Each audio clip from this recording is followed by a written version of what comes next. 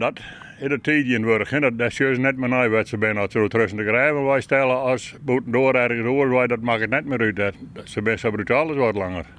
Een mysterie bij de Sint-Martinuskerke in Verwert. De kerke staat normaal in de donkere tijden in het licht. Maar in de nacht van Snijn op Manje wien de lampen in een fort.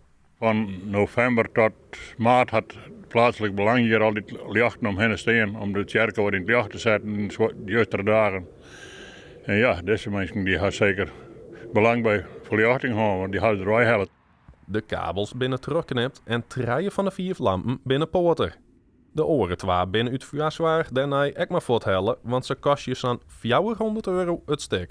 De binnen spietig genoeg om het nota geen sjoeren, dus waar de dierders binnen is een raadsel. Wist ik het maar.